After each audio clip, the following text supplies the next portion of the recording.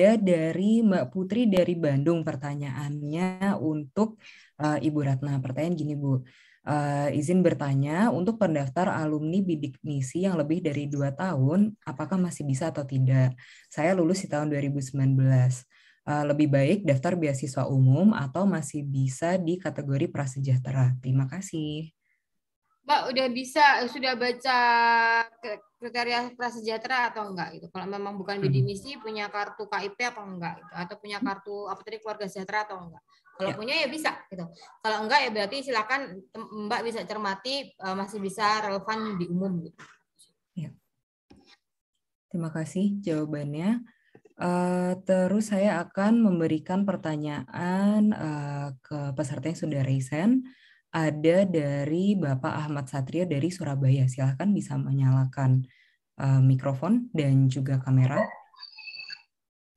Ya, baik. Mohon izin sebelumnya saya nggak bisa on video karena internetnya ini agak bermasalah. Jadi saya coba hanya saya unmute saja ya audionya. Iya. Jadi untuk pertanyaannya ini saya tujukan kepada Ibu Ratna Prabandari. Jadi saya ini rencana mau daftar LPDP, Ibu. Daftarnya ini maunya ke Jerman juga, pas banget dengan program ini. Dan kemudian untuk persyaratannya itu pakai sertifikat IELTS ya tadi. Kalau misalkan saya daftarnya pakai sertifikat bahasa Jerman itu bisa nggak ya Bu? Karena kan tadi ada beberapa kampus itu yang bisa all subject. Dan mungkin salah satu subjek di sana pakai pengantarnya bahasa Jerman. Dan mungkin untuk pertanyaan yang kedua, terkait dengan personal statement, terus juga komitmen, nah itu pakai bahasa apa juga, dan nanti kalau mau misalnya mau interview juga pakai bahasa apa gitu. Kalau misalnya memang diizinkan, kami daftar pakai bahasa Jerman, gitu, sertifikat dari Goethe Institute gitu Ibu. Ya, terima kasih.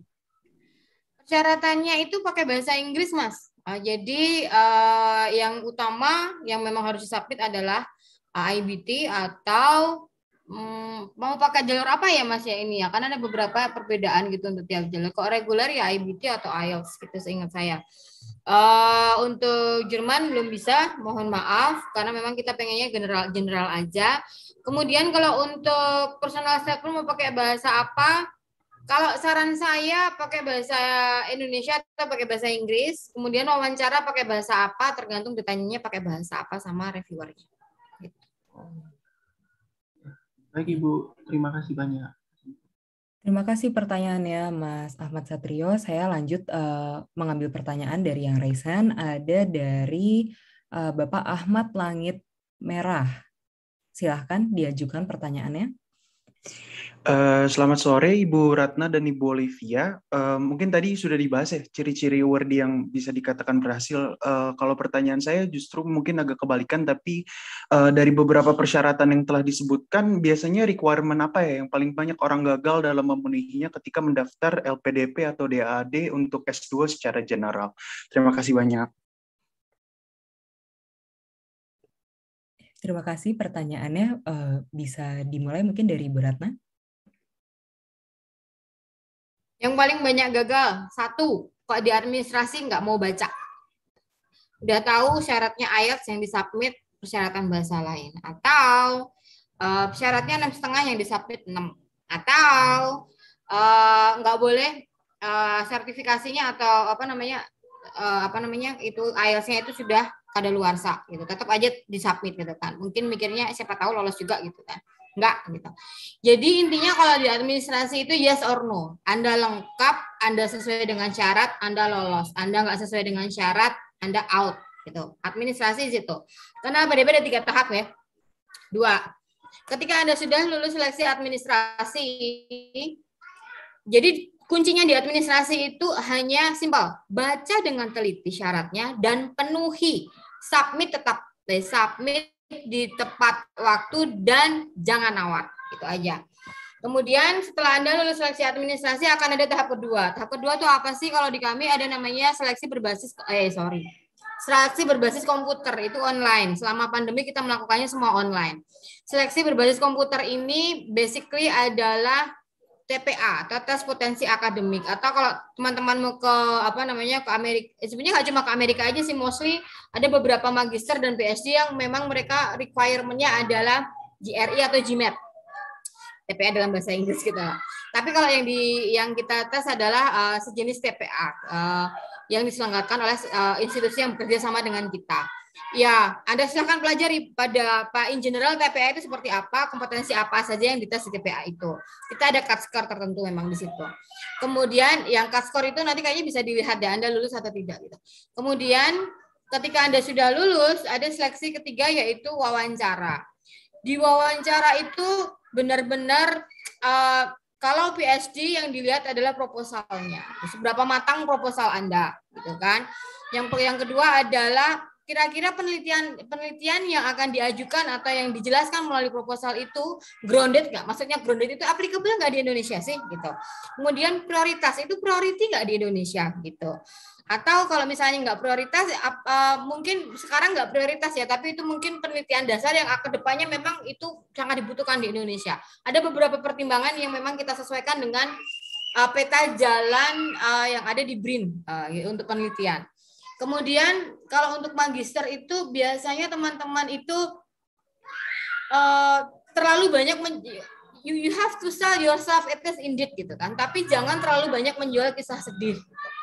Bahwa reviewer itu sudah sangat terlatih untuk membidik dan untuk menentukan bahwa oh ya ini anak cukup matang gitu, oh ini anak kayaknya terlalu lebay gitu menurut mereka gitu kan, oh ini anak sebetulnya pintar tapi dia nggak siap untuk keluar negeri itu.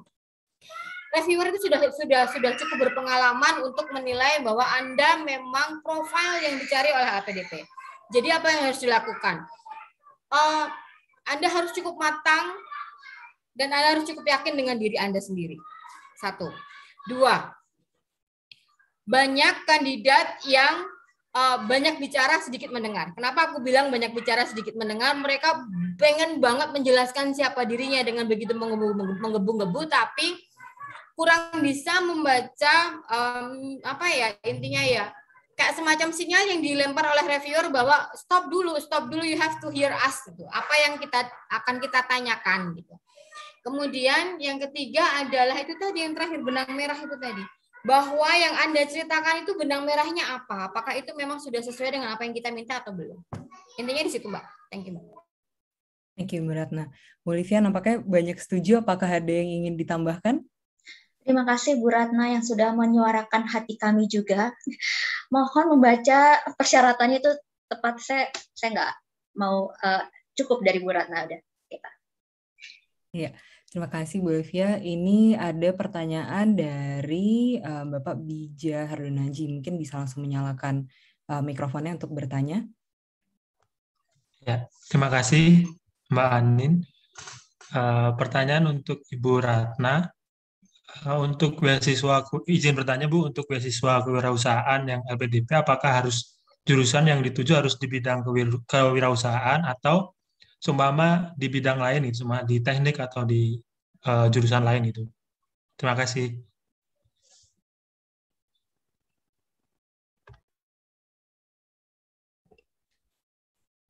Bu Ratna? Ya. Selek ya. Mas, aku nggak akan jawab pertanyaanmu. Baca dulu deh pedomannya atau persyaratannya gitu aja. Sama list univnya. Udah. Terima kasih Bu Ratna. Ini kita masih ada pertanyaan. Waktu untuk satu pertanyaan lagi. Saya memberikan waktunya untuk Bapak Arif Yunando. Silakan bisa menyalakan mikrofonnya. Selamat sore. Terima kasih Bu Anin. Saya punya pertanyaan untuk LPDP, jadi untuk Ibu Ratna. Saya sudah mencoba untuk mencari informasi dari buklet LPDP untuk yang reguler maupun PTUD.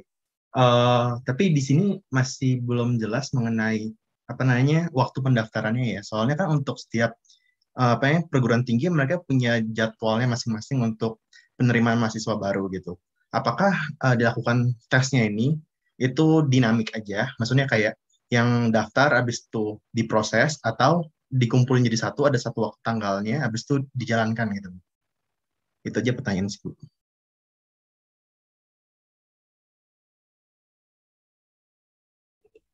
Ibu Ratna masih di mute, maaf. Sorry, aku izin share screen. Berarti masnya asumsiku, mohon maaf kalau asumsiku salah, masnya belum buka websitenya LPDP.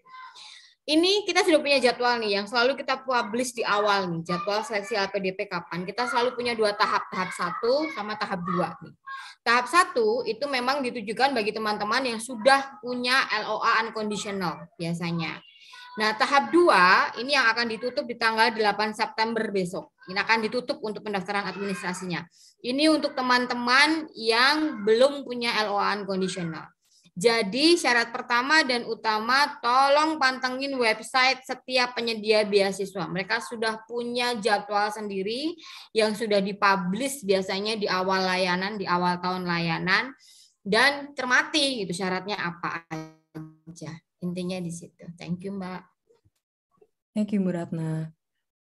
Ada waktu sedikit lagi untuk satu pertanyaan terakhir.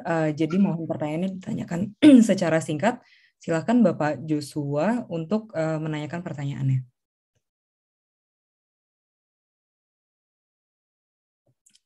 Bapak Joshua.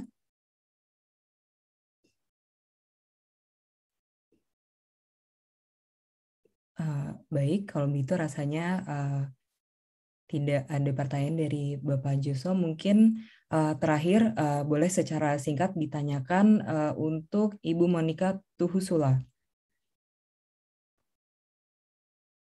Ibu Monica, apakah masih ada pertanyaan? Ya, selamat sore. Bukan Ibu ya, saya Bapak. Oh, saya baru bergabung, mohon maaf. Dan saya juga baru mendengar sedikit tentang informasi ini. Saya cuma mau nanya, anak saya baru selesai D3 dari Teknik Konversi Energi, dan dia ingin melanjutkan ke S1. Apakah ada program D3 ke S1 dari MDC? Itu aja. Sorry karena baru bergabung. Terima kasih pertanyaannya. Mungkin ada jawaban singkat dari Ibu Olivia dan Ibu Ratna. LPDP belum dapat mandat untuk S1, Mbak. LPDP juga belum dapat mandat untuk, jadi mandatnya LPDP adalah pembiayaan untuk S2 dan S3, belum di luar itu. Ya. Mbak Olivia mungkin monggo. Ya, demikian juga DAD, beasiswa DAD, S2, S3, dan juga postdoc. Perlu diketahui juga kalau lulusan D3 dari Indonesia untuk ke Jermannya, untuk melanjutkan S1 ya, ini harus mulai lagi dari awal, semester 1. Gitu. Jadi tidak ada beasiswa ekstensi juga dari DAD.